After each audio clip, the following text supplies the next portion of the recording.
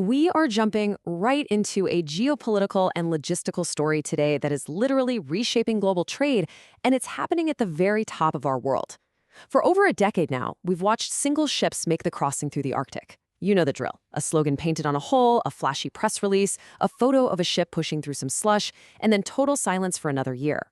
Those one-off trips really only proved one narrow thing, that it can be done. But in August 2026, a Chinese operator announced something radically different and honestly a whole lot harder. They announced the China-Europe Arctic Express.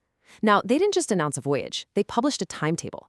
And in the high-stakes world of global shipping, making a scheduled, written promise against frozen water is absolutely unprecedented.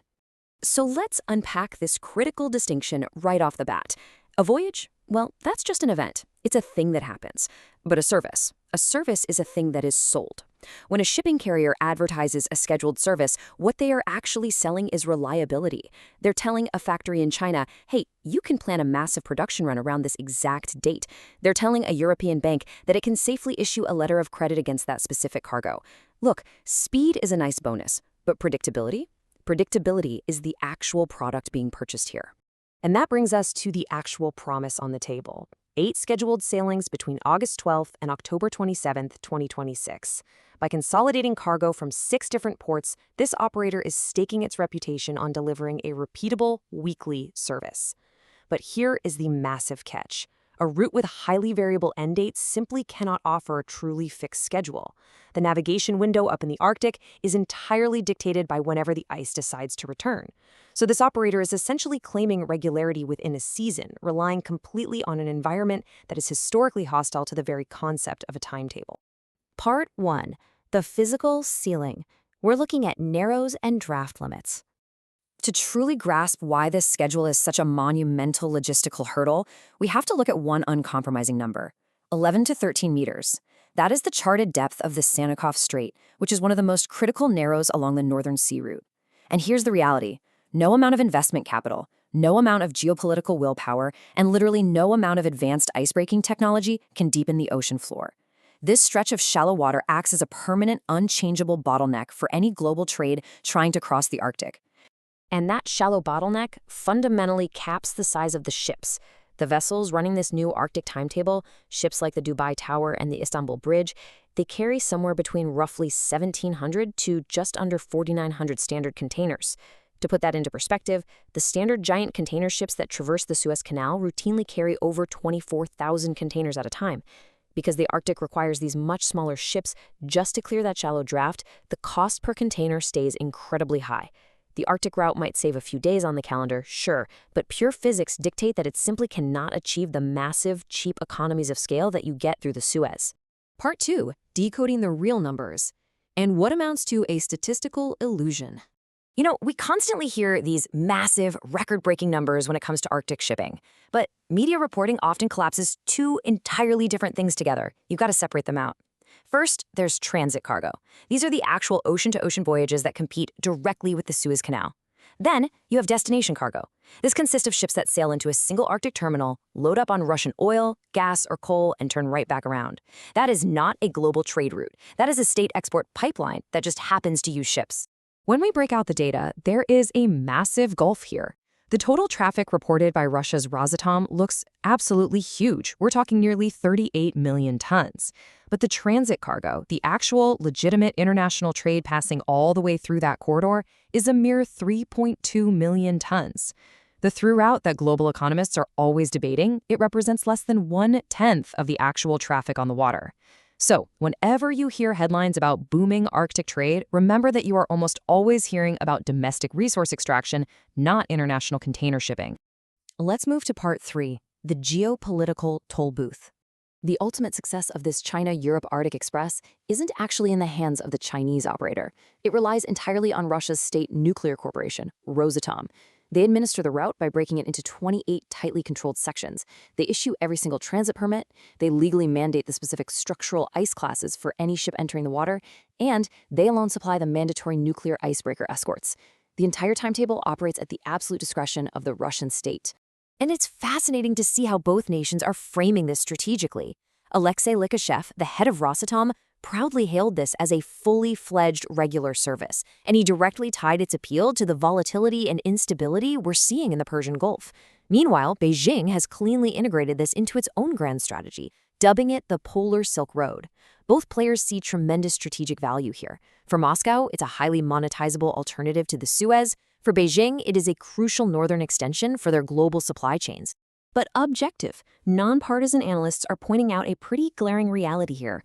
Moving your shipping away from volatile Middle Eastern choke points like Hormuz or the Suez to use the Arctic? That isn't an escape from dependency. It is simply trading one choke point for another. Total reliance on Middle Eastern waterways is just being swapped out for total reliance on a single Russian coastline, a single permit regime, and a single fleet of icebreakers.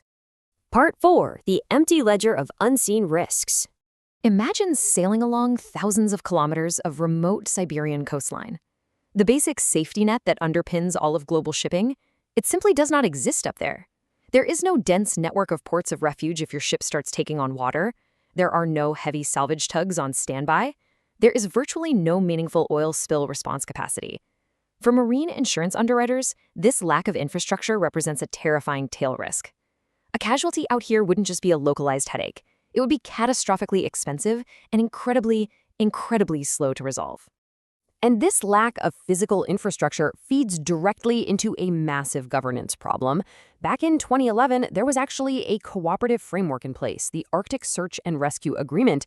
But following the geopolitical shockwaves of February 2022, 7 members of the Arctic Council essentially paused their high-level political meetings.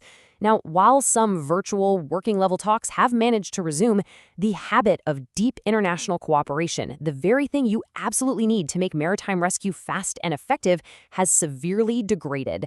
And it's degraded right at the exact moment that commercial traffic up there is hitting new highs.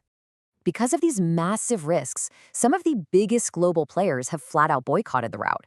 The Ocean Conservancy's corporate Arctic shipping pledge has been signed by absolute giants in the industry: MSC, Maersk, Hapag-Lloyd, CMA CGM. And they aren't just avoiding it for commercial reasons, they're actively rejecting it due to severe ecosystem risks. Their primary concern is black carbon. When these ships burn heavy fuel, they release soot. That soot settles on the pristine white ice, darkening it. The darker ice then absorbs way more of the sun's heat, which rapidly accelerates melting. It's a vicious cycle. Now, regulators have tried to step in, but honestly, it's pretty complicated. The International Maritime Organization officially banned heavy fuel oil in the Arctic back in July 2024. But that ban is completely riddled with loopholes, waivers, and flag state exemptions that stretch all the way out to 2029. Environmental groups have been highly critical of this. Organizations like the Norwegian Foundation Bellona have reviewed these transits, pointing out ships like the Istanbul Bridge, and they've called the use of older, non-ice class vessels burning heavy fuels up there completely unacceptable. Which brings us to Part 5, the catalyst. Why did the money flow in anyway? So let's recap for a second. If the ships physically have to be small, the safety net is non-existent, the environmental pushback is massive, and the whole thing is controlled entirely by one state, why on earth is the schedule happening right now? Well, the answer lies entirely outside the Arctic. The true catalyst was February 2026 and the massive disruption down in the Strait of Hormuz. You see, when a major global choke point freezes up, global supply chains panic. And when they panic, they start looking for absolutely any alternative, regardless of how extreme or risky it might seem. The chain reaction was immediate. First, that Hormuz disruption forced global shipping to reroute all the way around the southern tip of Africa, the Cape of Good Hope.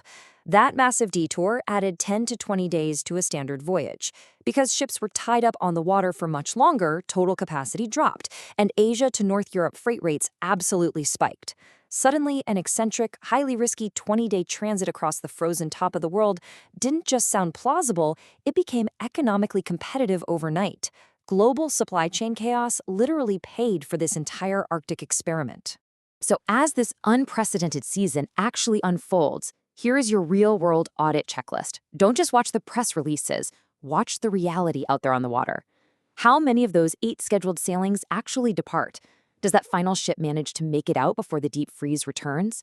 Do the arrival dates actually hold up within a day or two, finally proving that necessary reliability to the banks and the warehouses? And most importantly, will they dare to publish a 2027 timetable next spring?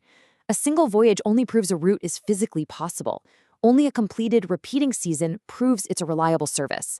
The promise has been made in writing, but it's the ice that will audit the results. And that leaves us with one final, truly provocative question to think about. When does a shipping route stop being just a desperate experiment and become permanent global infrastructure? As geopolitical tensions continually push world trade into more extreme, unforgiving environments, the line between a temporary workaround and a permanent new global corridor is getting blurrier every single day. Keep your eyes on the data, watch the ice, and always keep questioning exactly how our world is connected.